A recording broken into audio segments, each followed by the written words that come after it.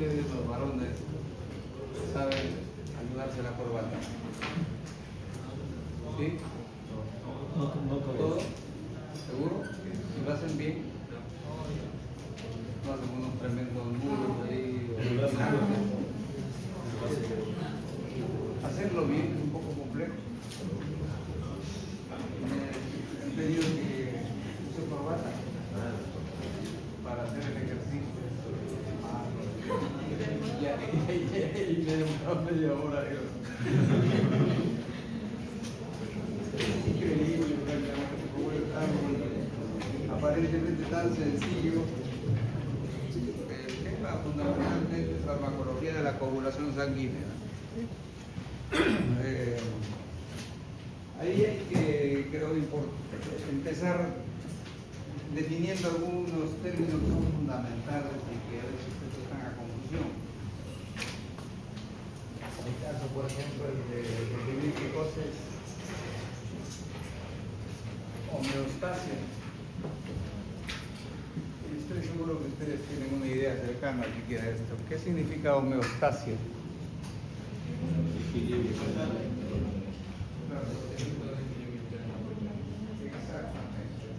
Es un estado de equilibrio y que, en verdad, podríamos ver un equilibrio global, que son procesos fisiológicos que son múltiples, una diversidad e inmensidad de procesos fisiológicos que necesitan estar en equilibrio para conservar una buena salud. El término salud fundamentalmente es estar en estado homeostático. ¿Por qué? Porque la vida nos lleva a situaciones de mucha posibilidad de cambio en direcciones generalmente contrapuestas, ¿no? Nos desarrollamos nosotros en funciones que nos llevan a hay una tendencia que nos lleva a un lado y otra tendencia que nos lleva a otro lado. Y en la medida que nos ubiquemos en un centro, estamos en un estado homeostático y por lo tanto en un estado de salud. Que no lo debemos confundir con hemostasia. ¿Hemostasia qué es? Hemostasia es un proceso de coagulación. A ver. ¿Sí?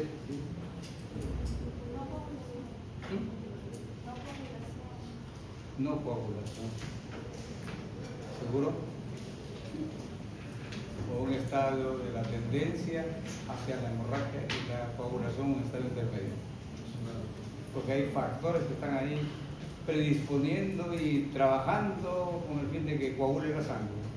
Y hay otros factores que se oponen. El estado de equilibrio es La coagulación es hemostasia, ¿sí? Pero por ahí más o menos estabas en el camino. Entonces, es necesario reflexionar en ese sentido porque es algo en el cual podemos influir en ese estado homeostático o de homeostasia, podemos influir y generalmente lo hacemos. Y muchas veces, de manera, podríamos decir, hasta irresponsable, tendemos a una determinada, digamos, conducta que incluso sabiendo que pudiera ser real o potencialmente dañina, lo hacemos, ¿no? Es una característica muy típica del ser humano, la tendencia increíble, a veces un poco fácil de entender de por qué nos vamos a un lado que sabemos que es riesgoso, ¿no? Y por fortuna a veces nuestro pobre organismo ya no puede tolerar el esfuerzo que hace para mantener ese estado homeostático y entonces la salud falla. Y podrán deducir ustedes que en gran parte de casos la falla de la salud es intencional, o más que intencional es provocado. La mayor parte de procesos patológicos en verdad son causados por actitudes nuestras, por hábitos inapropiados e incorrectos. Bueno, entonces la idea es reconocer que estamos en un estado de equilibrio muy delicado en verdad. Que en cualquier momento nos vamos para cualquiera de los costados y podemos tener problemas, en este caso de salud. Y en el sistema de coagulación es este equilibrio bien complejo y a la vez delicadísimo y con mucho riesgo el estado de coagulación sanguínea. Entonces aquí en el tema tenemos que señalar que en cuanto, como dice el texto, a la coagulación, hay un equilibrio entre los factores que promueven el sangrado y aquellos que lo inhiben. O sea, estamos con una tendencia permanente a coagular nuestra sangre. Cualquier posibilidad que el contenido sanguíneo salga de su lecho vascular, inmediatamente es un estímulo para que coagule. ¿Sí? Por eso no puede estar la sangre fuera de su, digamos, contenido, su continente vascular. Se coagularía de inmediato. Y si se coagula la sangre, pues imagínense la catástrofe que puede haber. Y por fortuna hay otros factores que están impidiendo esa posibilidad. Ese equilibrio es delicadísimo. Ahí participan, como estamos poniendo acá, células, tejidos y sistemas humorales. Conocer bien el proceso de coagulación sanguínea es fundamental para que podamos abordar todas las patologías que ocurren en ese nivel. Por eso ustedes ya en fisiología deben haber conocido que hay cuando menos 13 factores de coagulación, ¿no? 13 factores de coagulación. Y cualquier afectación en cualquiera de esos niveles o en cualquiera de sus relaciones deriva en catástrofes de tipo particularmente coagulación sanguínea. Y hay un caso crítico que es casi siempre premortem en la coagulación intravascular diseminada.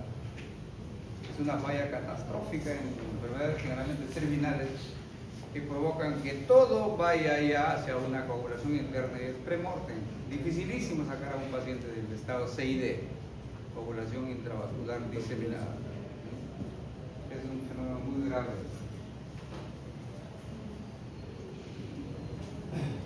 La naturaleza nos ha dotado de un mecanismo que cualquier lesión vascular que ocurra, cualquier tipo de injuria, desencadena, como ponemos ahí, 3 respuestas consecutivas. Primero, inmediatamente el vaso sanguíneo, por reflejo vascular, inmediatamente se contrae, tratando de cerrarse para que no vaya a fluir la sangre por ahí y producir hemorragia.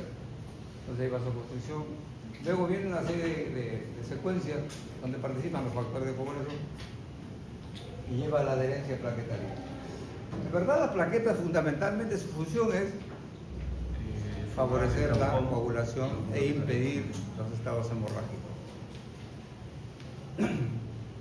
Y obviamente participa también la fibrina, que forma redes al final, redes que permiten que se forme el tapón plaquetario. Se enreden las plaquetas ahí y se hace todo un obstáculo para que no sangre la sangre, obviamente. El tapón hemostático controla el sangrado. Entonces, después de una injuria vascular, y la injuria vascular no creen que solamente es externa, es lesionar, cortar el vaso sanguíneo. La injuria vascular también es interna.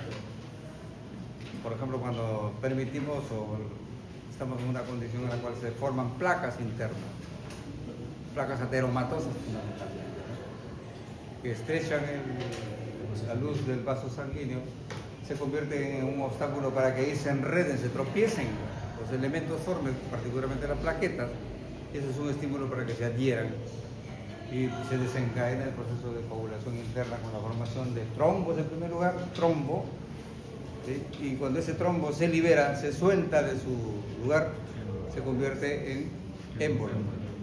Y ese es el fenómeno del tromboembolismo, que viaja y obligado va a llegar a un terreno en el cual el vaso sanguíneo es ya tan estrecho que no le permite el paso, se atasca y esa zona pierde riego sanguíneo y obviamente en la mayor parte de casos muere.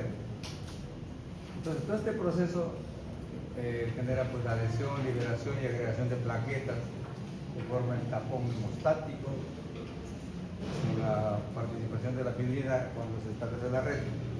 Y al final, por fortuna, también tenemos por ahí un mecanismo importantísimo que trata de solucionar el problema que es la fibrinolisis. Tenemos nuestros propios mecanismos en el cual un tapón se va disolviendo, no siempre con la velocidad que quisiéramos. Por ejemplo, un infarto, la fibrinolisis casi no funciona para nada, pues demora tanto que el paciente murió previamente por el infarto. Infarto es muerte celular, ¿sí? Infarto de miocardio es muerte del tejido muscular. Infarto pulmonar, muerte del tejido pulmonar, y así el infarto intestinal y cerebral de igual manera. Ahí solamente para recordar están los famosos factores de coagulación sanguínea, donde verán ustedes que el calcio juega un rol importantísimo. Y para nuestro interés, porque no estamos haciendo biología sino farmacología, lo que nos interesa es remarcar que el calcio juega un rol importantísimo. La trombina, ¿no? La fibrina que promueve, y la vitamina K. Algunos lo consideraban antes como otro factor de coagulación sanguínea, la vitamina K. Pero como es de aporte fundamentalmente exógeno, se considera un factor importante que ayuda así a la síntesis hepática y digamos de los factores 2, 7, 9 y 10. Entonces, pero de todas maneras, al menos desde el punto de vista farmacológico lo tenemos que recordar porque tenemos que hablar de la vitamina K como elemento terapéutico de los procesos hemorrágicos y los que le inhiben a la vitamina K de igual manera también.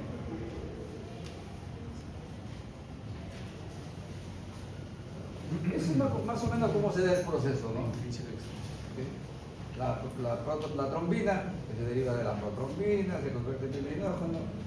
Este fibrinógeno es lo que inmediatamente permite que se active la fibrina, esta se hace una red, entonces se atrapan las plaquetas y se forma el tapón, en este caso hemostático. Hay dos vías que ustedes la conocen, que eliminan una vía renal común. Y eso, bueno, es una pequeña introducción fisiológica y fisiopatológica de los procesos hemorrágicos. Y nos metemos ahora ya a nuestro tema, que es la farmacología. Bueno, tenemos fármacos o procedimientos coagulantes, anticoagulantes, etc. Los coagulantes los acostumbramos a clasificar en dos tipos, aquellos que actúan localmente y aquellos que actúan sistémicamente. Los coagulantes o hemostáticos locales son generalmente los que llamamos absorbibles. Y ahí tenemos la espuma de fibrina, que se extrae del plasma de bovino, la celulosa oxidada regenerada, la esponja de gelatina absorbible, GELFA se llama, que nos extrae el colágeno de huesos de vacuno, y el colágeno microfibrilar y selladores de fibrina. Estos son sustancias materiales por lo que trabajan generalmente los cirujanos.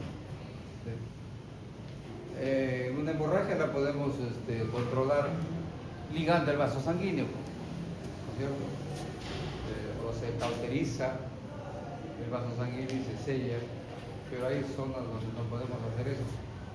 En otro caso podemos aplicar un torniquete, pero hay zonas donde no podemos aplicar torniquete, ¿sí? Entonces tenemos que utilizar hemostáticos tópicos, ahí nomás que trata de controlar la hemorragia. Y se ha usado muchísimo, es una cosa espectacular como está lo que llamamos hemorragia en capa, sangrado en capa. O sea, comienza solamente a fluir la sangre de una superficie tal y no podemos hacer ahí ni poner una sutura porque es una superficie amplia, tampoco podemos poner torniquete porque con una hemorragia de este tipo en el tórax, ¿cómo vamos a poner un torniquete? Entonces aplicamos estos materiales que vienen en planchitas, se coloca encima y inmediatamente ayuda a que se controle el sangrado local.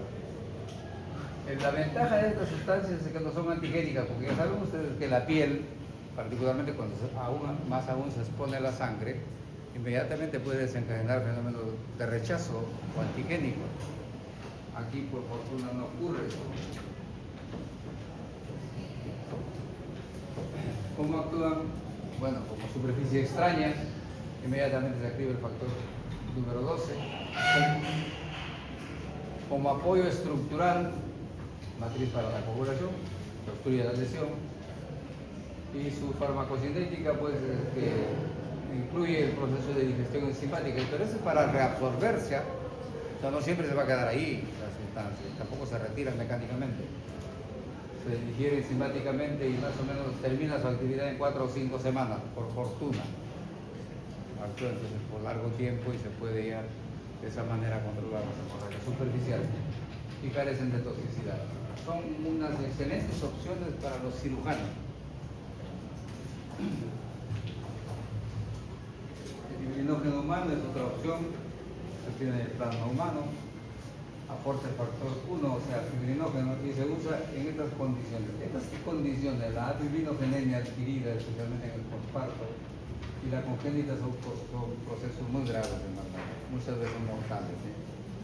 Y vuelta, quiero que se fijen acá en esto, en el posparto. Ya estamos hablando en varias ocasiones que el embarazo y el parto suponen riesgos de salud tremendos en la mujer, ¿sí? Únicamente ahí se afecta a la mujer, que es la que se embaraza, la única que se embaraza. El embarazo puede dar origen a un aborto, a una hipertensión inducida por embarazo, diabetes gestacional, la depresión postparto, que es terrible, ¿verdad? Y estos eventos, la fibrinogenenia, así de repente el paciente entra en esta condición y se puede morir en un momento. Por fortuna ahí se usa el fibrinógeno humano que controla este riesgo. Bueno, tenemos también los antihiparínicos, que más se usan como una especie de emergencia en caso de toxicidad o exceso de dosis de heparina. Hay muchos casos en que usamos la heparina, por ejemplo, se usó muchísimo en el caso de la pandemia de COVID, ¿no? ¿Se acuerdan de heparina? Particularmente la enoxaparina, una variante de la heparina. La enoxaparina no tiene mucho ese riesgo como la heparina común, pero cuando ocurre este riesgo es muy serio, y ahí por fortuna contamos con la protamina, que es el antídoto, digamos, ¿eh? Cuando hay una hemorragia por heparina, la protamina se une a la heparina y la transforma en una sustancia insoluble y ya no actúa, anula la actividad de la heparina y se controla la hemorragia. Pero no se olviden, el antídoto de la hemorragia por heparina es la protamina. Bueno, tenemos por lo tanto fármacos anticoagulantes. Ahí hay dos tipos, los anticoagulantes orales, fumarínicos también se le llaman, y la heparina. Los anticoagulantes orales, ahí en nuestro medio se circunscriben a la warfarina generalmente. No se usa así nomás otro anticoagulante oral. En nuestro medio hay más, como la warfarina. Y la heparina, que es utilizada, como dice aquí en el texto, en procesos agudos, casos graves, casos críticos, como repito, en el asunto de la pandemia por COVID. Bueno, tenemos entonces una diversidad de anticoagulantes, y ahí hay algunos que se usan exclusivamente in vitro. Por ejemplo, el salato de potasio, el citrato de sodio, que en sus prácticas supongo que lo han tratado ya, ¿no? ¿Sí? Citrato de sodio y oxalato de potasio, ¿sí? ¿Cómo actúan estos preparados que solamente se usan in vitro? No se usan para procesos clínicos, o sea, para pacientes, no in vitro, en tubos de ensayo, para pruebas, para toma de muestras. Cuando tomamos muestra de sangre para examinar cualquier cosa, glucosa, urea, creatinina, tiene que estar no coagulada, pues. Para lograr ese estado de no coagulación, lo combinamos con este tipo de sustancias, el oxalato de potasio y el citrato de sodio. Forman quelatos con el calcio. El calcio ya hemos visto que es un factor fundamental para la coagulación. Anulamos el calcio, no hay coagulación, pues. Entonces podemos trabajar con tranquilidad con la sangre. El citrato de sodio fundamentalmente se utiliza ¿dónde?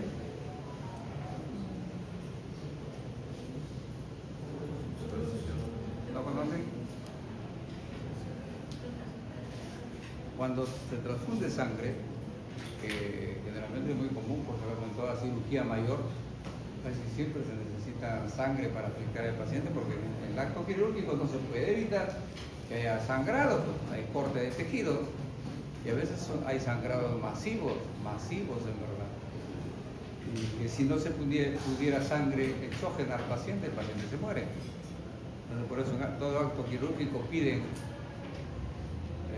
sangre para tenerlo como precaución. En caso del paciente en un estado de pérdida de sangre masiva, se coloca sangre, porque si no, obviamente fracasa el paciente. ¿Y cómo lo preservamos esa sangre? Si sabemos que la sangre apenas lo guardamos en una bolsita, en un tubo de ensayo, inmediatamente se coagula por estímulo externo físico. Entonces tenemos que conservarlo en un estado de anticoagulación. Para que esté en estado de anticoagulación, precisamente se necesitan estas sustancias. Si no conocen ustedes, las bolsas de transfusión sanguínea, son bolsitas que están ahí, y tienen un líquido pues así, tipo acuoso, transparente. Eso es citrato de sodio, hay una cantidad, digamos, estable de citrato de sodio, y ahí se recoge la sangre. La sangre se mezcla con el citrato de sodio y no coagula. Y está disponible para que en cualquier momento se pueda utilizar en una transfusión sanguínea. Si no, no podríamos transfundir sangre antes, por si acaso, cuando no se tenían estas opciones, se transfundía de paciente a paciente. Se conectaba a un paciente, ¿no?, con el receptor, y se pasaba la sangre. Yo tenía un tremendo inconveniente porque a veces en ese pasaje se formaban coágulos en los conductos de exógeno y se podía ocasionar un fenómeno tromboembólico en el receptor. Obviamente que también hay que hacer pruebas de compatibilidad, ¿no es cierto? Porque no todos, por más seres humanos que seamos, por más que seamos muy parecidos, que tengamos la misma raza, porque a lo mejor somos hermanos. No, jóvenes. La sangre es muy particular de cada individuo y no se puede tolerar así nomás sangre de cualquier persona. Produciría una reacción inmunológica gravísima, generalmente anafiláctica mortal. No se tolera así nomás la transfusión sanguínea. La misma sangre nuestra, si es que libera sus contenidos celulares, nos puede matar por una anafilaxia. Y eso les puedo contar como una anécdota en el caso de esta epidemia que hubo de cólera. ¿Recuerdan? Ustedes creo que ni habían nacido en esa época. Hubo una epidemia de cólera tan feroz, casi como la de COVID, donde la gente, les juro, se moría de manera increíble por diarreas masivas. O sea, el paciente prácticamente se esparramaba. Y así, bruscamente, de inmediato. No se contenía para nada. Y era una diarrea acuosa, no maloliente, no era deposición, no era pues la suciedad que emitimos. No, era simplemente agua y electrolitos. Y obviamente algunos nutrientes, glucosa. Y el paciente se moría en minutos. Les cuento el caso de un paciente que tuvimos la oportunidad de atender y estaba hace tiempo en el hospital de Comarca. Y era tan feroz la diarrea y que no había forma de pararlo, que teníamos que colocarle 2 venoclisis simultáneamente ahí como crucificado. Y a chorro abierto, a llave abierta, o sea, no había que 60 gotas por minuto, 70, 50, nada, simplemente coloca la venoclisis, abre la llave para que pase todo el contenido de solución polielectrolítica y cloruro de sodio. Era increíble. No me van a creer. En una sola sesión, ¿cuántos litros creen que pudo necesitar un paciente para sobrevivir? Tenemos nuestro volumen plasmático, que es ¿cuánto? Entre 4 a 5 litros. Máximo 5 litros tenemos de volumen plasmático, de líquido en nuestro vaso sanguíneo. Líquido obviamente sanguíneo. ¿Cuánto creen que recibió un paciente en 24 horas? O sea, prácticamente, ¿cuántas veces se le renovó la sangre? No es sangre, del contenido líquido de la sangre, el suero sanguíneo. Parece que te corta. 25 litros de soluciones hidroelectrolíticas en 24 horas. O sea, se le recambió 5 veces la volemia. Francamente fue una cosa pero impresionante para poder salvarle la vida. Pero en ese mismo evento, ¿qué ocurrió? un paciente trabajador mismo del hospital de Pumalca hizo su diarrea de ese tipo, su cólera de ese tipo, también con 2 frascos de pore en la camilla. Y esa pobre gente no tenía ropa, tenía un mandilón nomás porque se esparramaba, pues. Ni siquiera le daba tiempo para llegar al sanitario. Era una pérdida permanente. Y en un momento el pobre, un poquito, digamos, receloso, no quería evacuar en su camilla, pero a lo mejor se evacuaban en la camilla, después las cambiaban y todo. Pero como le digo, no daba asco porque ni siquiera tenía mal olor. Como dicen pues la gente, como agua de arroz, botaba, agua de arroz. ¿Qué hizo? No quería el pobre vergonzoso, ya era un poco mayor. No decía, por favor, agarraba sus 2 frascos, se iba ahí al sanitario, se sentaba cuando tenía urgencia y regresaba a su familia otra vez. En una de esas ocasiones, uno de los frascos lo puso a desnivel. ¿Sí? O sea, lo bajó bajo el nivel de la venoclisis. Entonces, ¿qué hubo? Más bien, o sea, pasó la sangre al frasco. No mucho, pero pasó. Entonces le advirtieron, oye, se está bajando la sangre, y entonces uno levantó, pedía vía sangre. Y obviamente se cometió una torpeza. El sanitario que lo estaba atendiendo, el piquero, simplemente le subió el frasco, le dijo que vaya a su camilla y que se acueste, pues, con el frasco en la parte alta para que siga bajando hacia abajo. En ese momento el pobre comenzó a hacer unos escalofríos que parecía paludismo, así, temblaba y comenzaba obviamente a gritar, señorita, vaya a lavarse la carita, si te estás durmiendo, madrecita, no me estás escuchando nada, después que te veo que te duermes. ¿Seguro? Emolizado su sangre en el frasco de venoclisis, se había emolizado el contenido hemático, salió y regresó a él. ¿Qué pasó ahí? Reacción inmunogénica a su propio contenido hemático y hizo una anafilaxia. Y tuvimos que sacarlo pues también heroicamente al pobre viejo de la muerte. Entonces miren, como la propia sangre nuestra no puede, usted no puede sacarse un poco de sangre y volvérsela a colocar. No es tan sencillo. Pues si ya se embolizó un poquito, pueden sufrir ese tipo de catástrofe. Es muy complejo nuestro organismo. Entonces tenemos esto preparado, los citratos de potasio, el citrato de sodio. Y incluso cuando usamos el citrato de sodio, a veces hay procesos donde se necesita poner sangre con urgencia a velocidad y se puede pasar el volumen permitido. Una transfusión rápida puede provocar hipocalcemia. ¿Sí? Puede provocar hipocalcemia, que hay que controlarlo también con una urgencia médica. Bueno, y tenemos nosotros anticoagulantes llamados in vivo, los anticoagulantes orales, donde destaca la warfarina y el dicumarol. Ahí está el antagonismo. Todos hablan de que es un antagonista de la vitamina K, pero no, pues hay un fenómeno más interno, que es el que bloquea a una enzima que se llama vitamina K epóxido reductasa, que es la que se encarga de reactivar a la vitamina K. Luego de que la vitamina K, cuando está trabajando en el proceso de la coagulación sanguínea, se oxida y deja de actuar oxidada, pero se recupera rápido por esta enzima. Lo recupera y nuevamente permite la coagulación sanguínea de la vitamina K. Pero si esta enzima es inhibida por este antagonista, la vitamina K ya no trabaja. Por eso es antivitamina K, como dicen en la literatura. ¿Sí? Obviamente interfiere con la síntesis de factores 2, 7, 9, 10, que hemos dicho que son las que dependen de la acción de la vitamina K.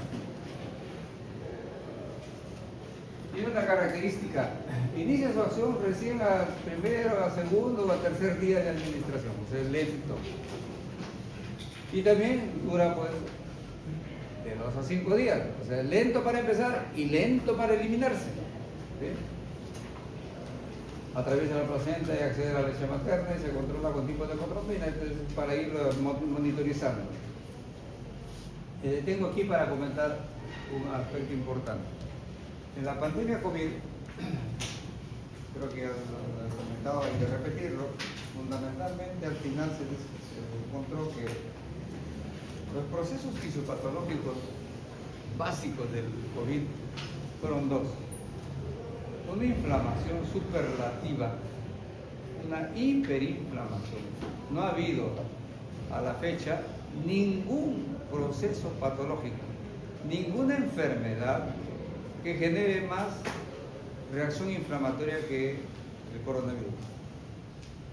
Ningún agente viral, bacteriano, parasitario provoca una reacción o provocó una reacción tan grave en el aspecto de la inflamación como el virus del coronavirus. Y por lo tanto era tan intenso y tan potente esta actividad proinflamatoria que obviamente no respondía pues, con los antiinflamatorios menores, estamos hablando de los AINES. Ahí no sirven para nada, no funciona para nada. Se requería antiinflamatorios potentísimos, ¿como cuáles? Corticoides. Eso desgraciadamente fue, como fue una enfermedad tan nueva, no se supo al inicio, por eso murieron al inicio millones y millones de personas, porque no sabíamos qué demonios hacer con el coronavirus. Se descubrió que el proceso era fundamentalmente inflamatorio y se comenzaron a usar corticoides. Pero el otro evento gravísimo fue el fenómeno referido a la coagulación sanguínea. La coagulación sanguínea también jugó un papel fundamental, extraordinario en la patogenia del coronavirus. Por eso es que el tratamiento del coronavirus se sustentó al final en dos alternativas: corticoides y anticoagulantes. El resto de preparados, francamente, ha pasado a la anécdota, ¿sí? Porque se usaron medicamentos increíblemente diversos, ¿eh? Basados en supuestos, ¿no? Por ejemplo, se sabía que las infecciones causadas por virus se complican con infecciones bacterianas, y el coronavirus también cursaba en algunos pacientes así. Empezaba como una infección viral típica y para colmo se complicaba con una infección bacteriana. Y casi siempre estos agentes eran bacterias que respondían muy bien a los macrólidos, acitromicina, eritromicina, etc. De modo que a alguien se le ocurrió deducir lógicamente, pero de manera simplista. No confundamos la lógica formal con la lógica científica. La lógica formal es: si A es igual a B y B es igual a C, entonces A es igual a C. Esa es lógica formal. Pero en ciencia no funciona así, pues. La lógica científica es diferentísima, por favor. Entonces la lógica formal no lo pueden aplicar ustedes como parte del razonamiento científico médico. Entonces, aplicaron simplemente en esa condición, supongo que por la desesperación pues, de la novedad de esta maldita enfermedad que nos estaba, digamos, diezmando. Entonces dijeron: si la citromicina es buena para las bacterias que complican a las infecciones virales, a lo mejor en esta, como también rápido se complica, podría ser útil. Así que comenzaron a indicarse la citromicina a bárbaro, de manera masiva. El tratamiento médico de coronavirus también incluía acitromicina. Como era virus,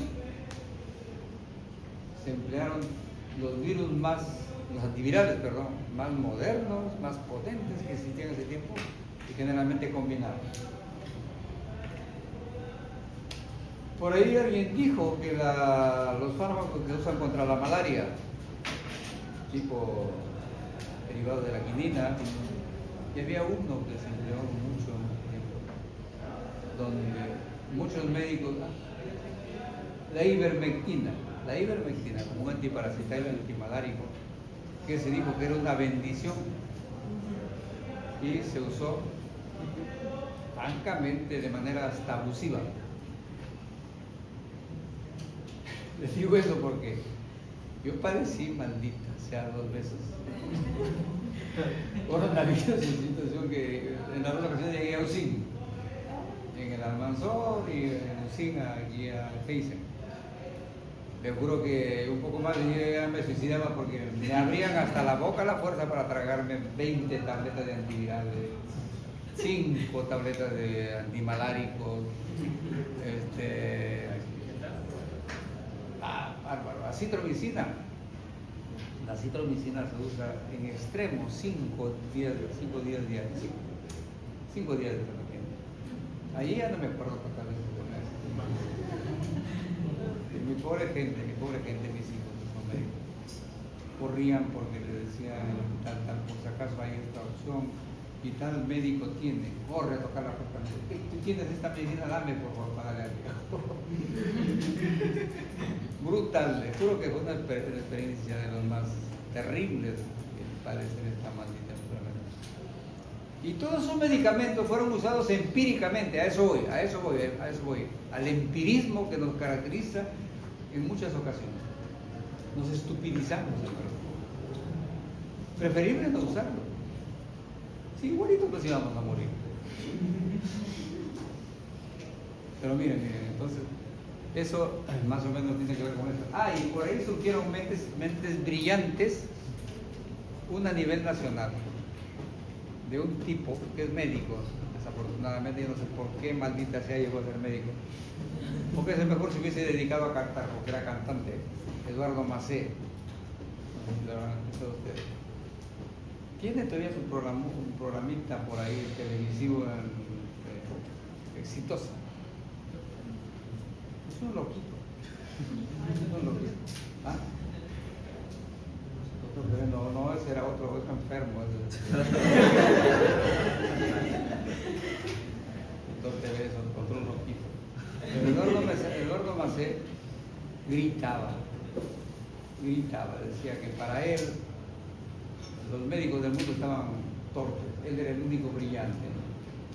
Porque decía, ¿por qué están usando heparina y enoxaparina? Cuando eso es un fármaco que debe ser monitorizado, peligroso, tiene sus extremos. Y para él, tenemos un anticoagulante que la gente lo puede usar con facilidad, que es la warfarina. Y recomendaba la warfarina para todo el mundo. Decía, esa es la mejor opción, yo les recomiendo, háganme caso a mí, tomen esto, todo así, warfarina. ¿Qué dicen los datos farmacológicos?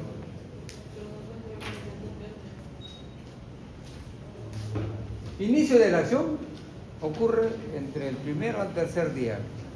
¿En qué momento se moría un paciente con coronavirus severo, terminal? En minutos. ¿No se acuerdan ustedes de las imágenes en las cuales los pobres pacientes llegaban desesperados a las emergencias del hospital y en la puerta caían fulminados, muertos? Es dramático.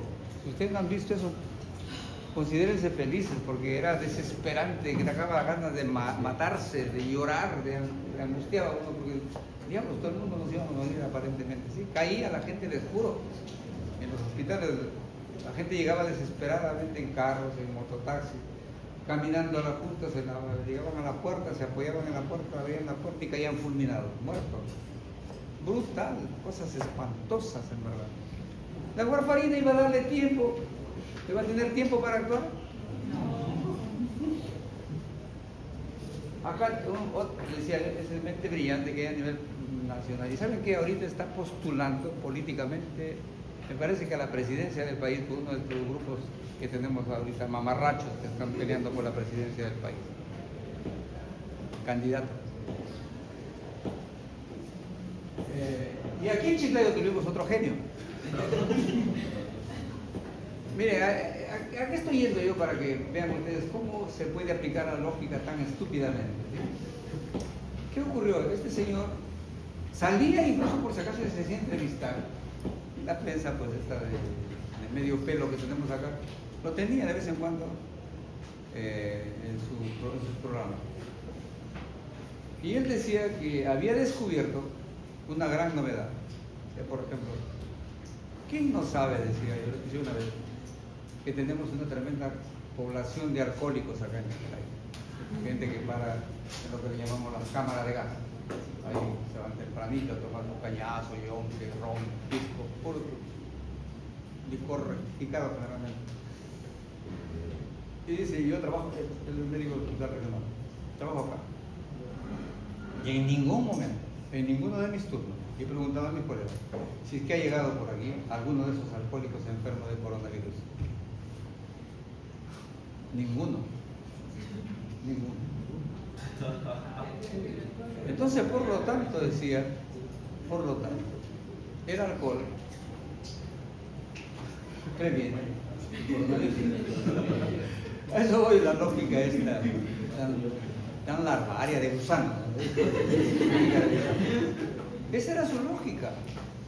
Que esa gente sí que estaba protegida del coronavirus porque tomaba alcohol, especialmente cañazo. Entonces recomendaba que todos tomemos una dosis de cañazo permanente todos los días o yonque para que no nos dé el coronavirus.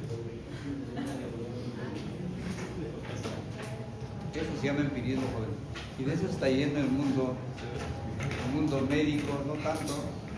¿Saben cuál está yendo más el empirismo? El mundo de la medicina, entre comillas, alternativa, la medicina folclórica, de puro empirismo nomás, ¿sí?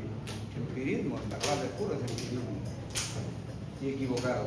Bueno, entonces, eso es a propósito de estas características farmacocinéticas de la warfarina. Demora de 1 a 3 días para recién demostrar su efecto anticoagulante y dura de 2 a 5 días. El efecto máximo también ocurre entre 72 a 96 horas. Estas cositas que parecen banales, es importante pues, para que nos demos cuenta, por ejemplo, de ese asunto, si lo podemos usar en una emergencia. No, pues, porque va a demorar demasiado. Atraviesan la placenta y acceden al resto más tarde. Pero no estoy con eso invalidándolo, no estoy diciendo que no sirven, por favor, en los casos de que esté indicado, son excelentes, son útiles, pero por hoy estoy hablando de la emergencia tan seria como la del coronavirus. Hay factores de variación. ¿Cuándo incrementa su acción? ¿Cuándo se vuelve más potente su actividad anticoagulante? Ahí está, pues su mecanismo es antagonizar a la vitamina K. Entonces el déficit de vitamina K lo hace mucho más activo, mucho más potente y por lo tanto con posibilidades de toxicidad. Además, enfermedades hepáticas, el alcoholismo crónico, estados hipermetabólicos, como por ejemplo el hipertiroidismo, la fiebre, se incrementa la actividad de la warfarina. ¿Y cuándo pierde su actividad? Curiosamente en el embarazo. En el embarazo no funciona casi, en la mujer constante. Y la toxicidad, obviamente, se manifiesta por hemorragia, pues es antihemorrágico. Es anticoagulante, perdón, se manifiesta por hemorragia. Ahora, ¿cómo se trata la hemorragia producida por anticoagulantes tipo warfarina?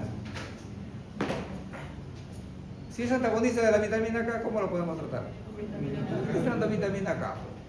Pero tiene que ser vitamina K parenteral, porque hay vitamina K de aplicación oral parenteral, la fitonadiona. Y transfusión sanguínea, ayer le conversaba al grupo de práctica. A mí me pareció una cosa semánticamente, bueno, les comento.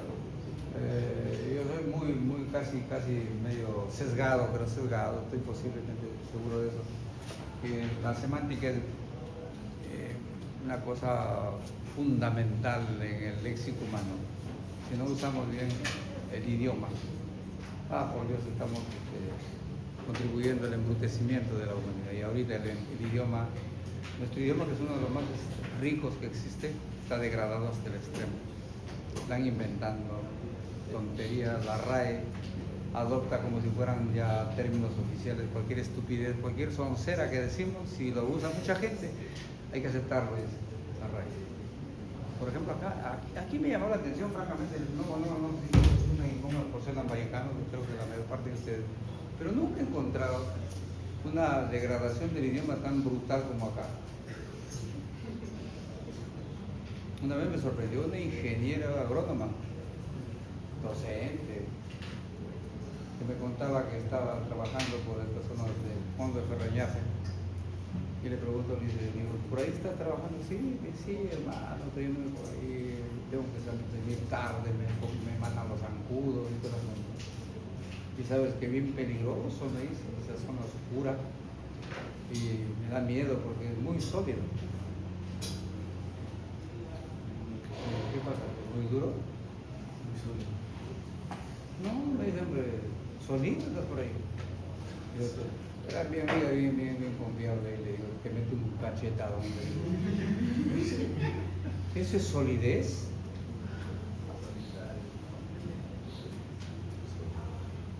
Confundía solidez con solitario. Muy sólido, por decir, estaba muy solita. Qué bárbaro. Y es su léxico común. Por acá, por ejemplo, también cuando vine me daba risa porque decían, ¡ay, gafo! ¿Qué es el gafo? Así, ¿no? Pero el término correcto, ¿saben cuál es? El gafe. Pero ahí el gafo. Yo lo noté una vez y para burlarme de los empleados de ese tiempo, le dije, miren, esto voy a publicarlo, para que sepan la gente cómo andan ustedes. Y no sé qué otras cosas por ahí, pero francamente que son cuando menos visibles, ¿no? Entonces, aquí, esta cosa. ¿Qué significa para ustedes? ¿Qué me dicen? Plasma fresco congelado. ¿Es semánticamente correcto decir fresco congelado? ¿Hay algo congelado que no esté fresco?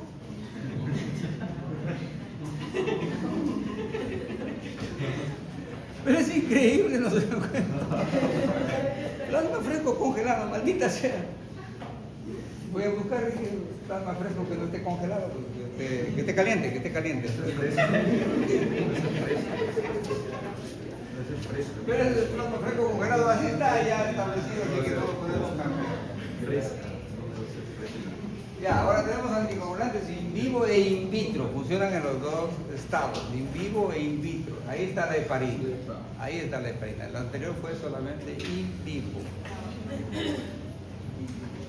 ¿Por qué se dice que la heparina también se puede usar in vitro? ¿Por qué? Porque también para tomar muestras del laboratorio se aplica heparina para que no se coagule. Es in vitro, pues, in vitro de ensayo. Se puede hacer los exámenes en el laboratorio. La heparina es un grupo de mucopolisacáridos que generalmente, al menos en su inicio, se extrajo de mastocitos de los pulmones, de intestino de animal, o de pulmones o de intestino de animal. Su acción farmacológica es bastante compleja, actúa mediante como factor de la heparina, la citropina que neutraliza todos los factores y la caliprina. Es potentísimo este fármaco como anticoagulante. Ahora, tenemos dos tipos, por acá debe estar, donde lo he puesto, tipos de heparina. Tenemos la famosa heparina no fraccionada llamada clásica, la HNF, y la heparina de bajo peso molecular, la HBPM, que es la enoxaparina. ¿Cómo se diferencian estas? La heparina es exclusivamente su uso endovenoso, y debe monitorizarse porque el riesgo de pasarse la dosis o bajar la dosis es altísimo. Y cualquiera de esos dos extremos puede terminar en situaciones críticas para el paciente. Entonces se monitoriza, se está midiendo los factores de protrombina, tomando muestras para ver cómo está el fenómeno de coagulación, el factor tal, y de acuerdo a eso se va grabando la dosis. Es complejo el uso y entonces tiene riesgo. Por fortuna se produjo la heparina de bajo peso molecular, que se llama más bien alternativamente enoxaparina, pero en verdad el efecto farmacológico es el mismo. Es una variante no más farmacocinética, modificación. Por fortuna esto sí se permite el uso extrahospitalario. No tiene que hacerse en hospital ni en sistemas donde exija monitorización. La vida media también es más larga. Se puede administrar 1 o 2 veces al día, este de acá no, es varias veces al día. No exige monitoreo. Este fue un gran avance. Esta es la heparina que se usó muchísimo en los pacientes con coronavirus.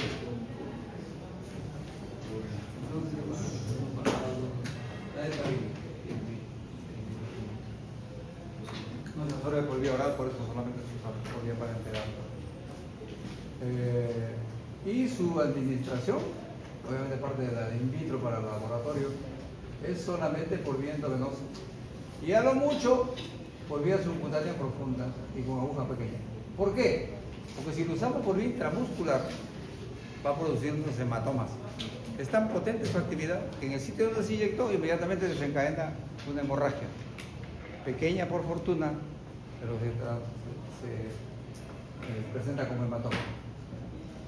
En cambio, la heparina de bajo peso molecular no produce tanto eso, no digo no produce, tiene menos riesgo de producir hematomas. En una emergencia, si no se logra acceder a la luz del vaso, bueno, se puede usar en un extremo la heparina de bajo peso molecular por vía intramuscular, pero no es lo ideal.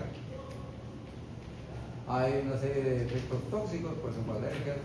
Esto, miren, increíblemente, desencadena rapidísimo, como tiene interacción con el calcio que participa en la coagulación sanguínea, favorece rapidísimo que se establezca osteoporosis y fracturas espontáneas.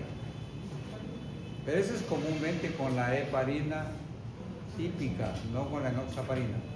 O no digo no, sino menos con la enoxaparina. Esa es su gran, digamos, contraindicación. Y puede llevar rápidamente a hemorragias. Ahí están los tipos que les decía. Repito, la heparina no fraccionada o la clásica, realmente necesita monitorización. Su uso debe ser hospitalario. La enoxaparina no proporciona. Necesita monitoreo. Bueno, como complemento de todos estos fármacos, tenemos también aquellos que una vez que ya ocurrió el sangrado, el fenómeno de coagulación, ya ocurrió un trombo. Y obviamente hay un trombo que puede viajar, ¿no? Hay un trombo que puede viajar y se va a atascar en un vaso sanguíneo pequeño, se llama embología. Y el fenómeno es tromboembolismo. Cuando ya se formó el trombo, ¿qué podemos hacer? Hay trombolíticos. Hay trombolíticos. Pero ¿podemos prevenir eso? Ya deben saberlo ustedes. ¿Qué usamos para prevenir el tromboembolismo? Exactamente, jóvenes. Tenemos los antiagregantes plaquetarios. ¿Y cuál es el más conocido? El ácido acetilsalicílico. En verdad, eso es algo confirmado categóricamente, que el ácido acetilsalicílico en las dosis comunes que ya les he explicado a ustedes, que no son las mismas dosis de AINE, es el fármaco más eficaz que existe para evitar la formación de trombo. Y fue un rol importantísimo, algunos lo están cuestionando actualmente, pero fue un rol importantísimo en la prevención de tromboembolismo en pacientes con tendencia a hacer fenómenos tromboembólicos. ¿Quiénes son los que hacen tendencia a hacer fenómenos tromboembólicos? Aquellos que tienen fenómenos ateroscleróticos diseminados, como los pacientes que ya pueden haber sufrido un infarto de miocardio. ¿Quién sufre un infarto de miocardio? Es casi siempre es un paciente que tiene aterosclerosis. No estoy hablando de arteriosclerosis, no, aterosclerosis, se refiere a ateromas. Ya creo que les he dicho que la presencia de ateromas en el ser humano se ha demostrado que ocurre desde los 6 años de edad. Así que el envejecimiento cardiovascular ya se sabe que existe a los 6 años de edad. ¿Y eso qué traduce? Traduce la brutalidad humana, la torpeza humana, la estupidez humana. Porque ¿cómo un niño de 6 años de edad ya debe tener ateromas? Por malos hábitos alimentarios. Y eso es torpeza, brutalidad, estupidez humana. Eso es incuestionable, seamos honestos. Bueno, entonces, los que tienen ateromas o proceso aterosclerótico están en un riesgo permanente de hacer fenómenos tromboembólicos, porque el ateroma es un bulto que está ahí, un obstáculo, choca las plaquetas, inmediatamente se desencadena el fenómeno de coagulación sanguínea interno. Se pega ahí, se forma un pequeño coágulo, esto se convierte en un trombo, se desprende por alguna ocasión, viaja, es un émbolo, y se atasca en el vaso sanguíneo, infarto cerebral, cardíaco, pulmonar, intestinal, etc. Y todo infarto de muerte celular. Entonces, ese paciente, una vez que se salvó del infarto, se salvó. ¿Creen que está garantizada su vida? No. Ahí ese es el aviso que dice, este compadre en cualquier momento va a morirse por esto. ¿Por qué? Porque su condición ateromatosa está ahí, pues. Está ahí. Eso no lo va a modificar nadie. Tendría que meterse alguien por ahí y hacer un raspado interno de todo su vaso sanguíneo para sacar los ateromas. Es un imposible. Entonces, ¿qué se hace con ellos? Darles dosis permanentes de por vida de ácido salicílico en dosis pequeñas, que ya saben ustedes, para evitar que se peguen las plaquetas. Antiagregante plaquetario. Hay otros fármacos como el dipirimadol, que tienen el mismo efecto, pero es necesario que destaquemos al ácido salicílico. Ahí está. Es un inhibidor COX, estos tienen otro mecanismo, dipiridamol, clopidogrel, clofibrato, dextrana, son varias opciones. Algunos pensamos que este es probablemente el más apropiado, ¿sí? Porque además se usa pequeñísima dosis y una sola vez al día nomás. Eso tiene que usarse más de 2 o 3 veces al día y también tiene sus bemoles. Entonces son los antitrombóticos, podemos prevenir. Y tenemos al final los que, una vez que está establecido el trombo, podríamos destruir, disgregar ese trombo, y esos son los antitrombóticos. Curiosamente, se descubrió que existían estos fármacos gracias a una infección muy común que sufrimos nosotros, que es la faringoamigdalitis estreptocócica. El estreptococo, particularmente el beta hemolítico, produce una serie de toxinas de actividad notable. Entonces se encontró que uno de sus productos de estas bacterias, la famosa streptokinasa, tenía como actividad destruir tejidos. Entonces, por ahí se dijo, bueno, vamos a ver si esta enzima de streptokinasa es tan potente para abrir tejidos, ¿sí? Para poder atravesar tejidos, a lo mejor puede destruir los trombos. Y verdaderamente sí. Se aplicó en los trombos y lo licuaba, digamos. Acépteme el término, por favor, solamente para que entiendan. Y de ahí surge la purificación de esta enzima para usarlo solamente en estos casos. Pero ese es un procedimiento heroico, heroico. Ahí intervienen la cirugía cardiovascular, pero una super especialidad que son los que se encargan simplemente de utilizar sondas especiales, catéteres especiales, van al sitio donde está la obstrucción, el infarto, y ahí localizan el trombo e inmediatamente disparan una dosis del medicamento. Este medicamento, ¿qué hace? Destruye ese trombo y abre camino. Si es que es precoz, si es que es rapidísimo, se soluciona de manera brillante la obstrucción, porque el tejido orgánico puede sobrevivir ciertos minutos sin riego sanguíneo, ¿no es cierto? ¿Cuál es el tejido que, digamos, soporta menos tiempo estar sin riego sanguíneo? El tejido cerebral. 3 minutos, mucho, a veces 4 o 5 puede estar sin riego sanguíneo. El corazón tolera un poquito más. Entonces da cierto tiempo, a veces, por suerte está el intervencionista, el cardiólogo intervencionista, puede entrar con sus catéteres por ahí, llegar a sitios de obstrucción y coloca la dosis y abre, por suerte, milagrosamente se abre la zona obstruida y se establece a través del riego sanguíneo del paciente, se salva de un infarto, de un infarto masivo. Ese es el rol de este medicamento, que es excelente, extraordinario, pero requiere de utilizarse con una precocidad extrema, pues. Hay que tener muchísima suerte para gozar de este beneficio. Y cuando se pasa la dosis ya produce hemorragias más tremendas. Eso es jovencito, lo que tenía.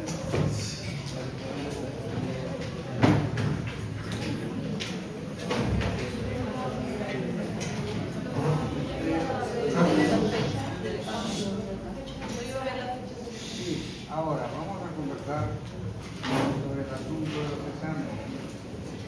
Como les digo, acá nuestros patrones salen a jalar las orejas. En verdad creo que tienen razón en el sentido que hay ciertas normas pues, que son incorrectas. Mientras nadie las derogue, entonces siempre tengo que referirme a la bendita fórmula de la cual se ciñen para tener los promedios. Porque esa bendita fórmula habla de 4 exámenes. Y todavía dice la normativa, me dice el doctor, ¿qué dice acá? Me han hecho como un capítulo que yo tenga que leer entiende hoy es bruto, ¿no? Porque estaba pataleando yo, pero no, hay un curso particular que no necesita tantos exámenes, necesita tanto tiempo. Pero me dice, vea usted lo que dice acá. Y dice, 4 exámenes que tienen que registrarse en la fórmula y son de 20 preguntas cada uno. Así que yo ya quemé los exámenes anteriores para que no me vayan a pedir.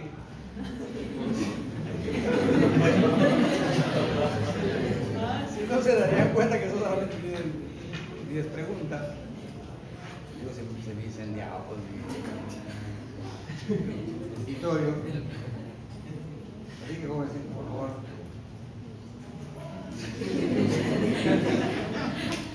Tenemos que hacer precisamente ahorita casi a la mitad de la mitad, ¿no?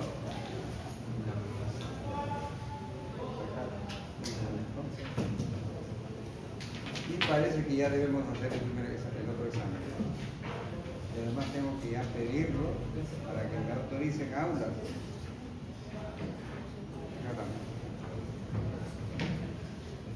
Estamos entonces en las semanas... Sí, perdón. Sexta semana.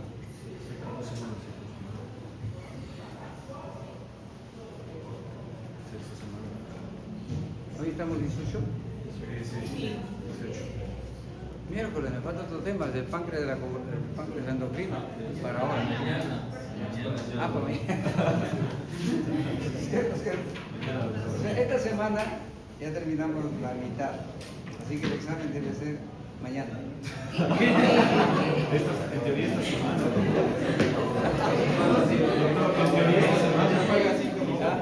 En teoría es esta semana. Entonces, por eso quería ponerme de acuerdo. ¿Cuándo quieren dar? El 7.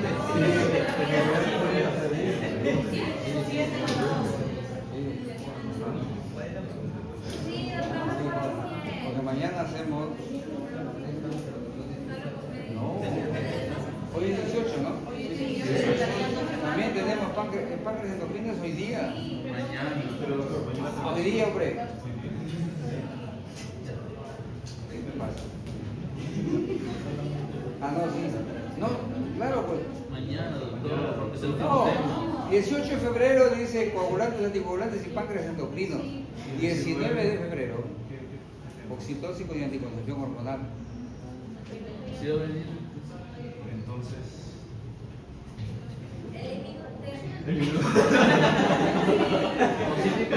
Lo hacemos ahorita si quieren, ¿ah? Doctor, O si no, también la otra cosa es que lo hagamos mañana los dos. Y vengan acá, que son ustedes. A ver, decidan ustedes.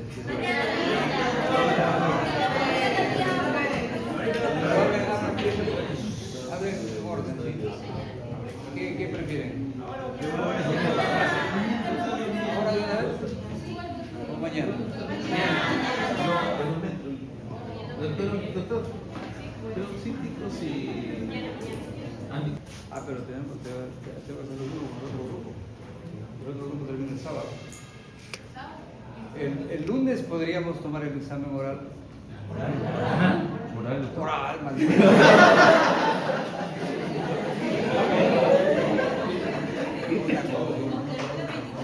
El lunes podríamos tomar el ¿Lunes? examen. El lunes 23. Sí, yo tengo práctica, pero termino a las 6 y tanto.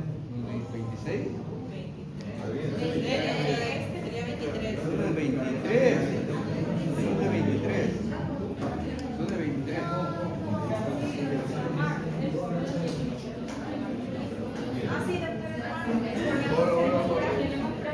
Sí, pues, pero terminando la práctica. No. A ver, de una vez, por favor, jóvenes. De una vez. Tendría que ser. ¿El lunes seguro? Sí, lunes a las. Martes. O martes, también mejor martes. ¿Martes? Dígame, porque a mí me conviene el martes, ¿sabes?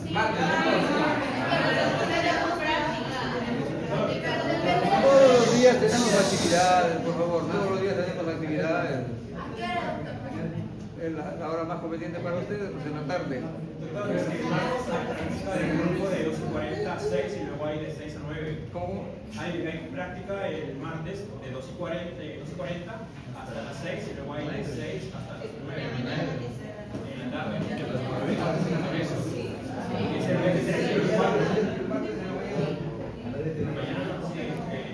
martes de la mañana. Martes a las 7. Entonces entra al tema de restaurantes y parques de los niños. Claro, por favor. Ya. Entonces martes.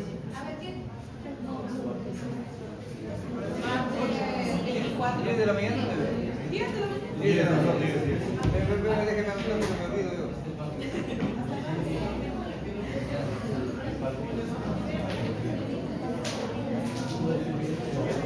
Ahí creen que, escúchenme, ustedes que conocen más esta dinámica de acá de esta universidad, ¿creen que podemos venir y meternos en cualquier aula? Está solicitado. Entonces, solicito. Son 2 aulas, ¿no? Entonces, ahorita estoy acordándome con ustedes y con la otra aula voy a tener que acordar conmigo que para la conocida.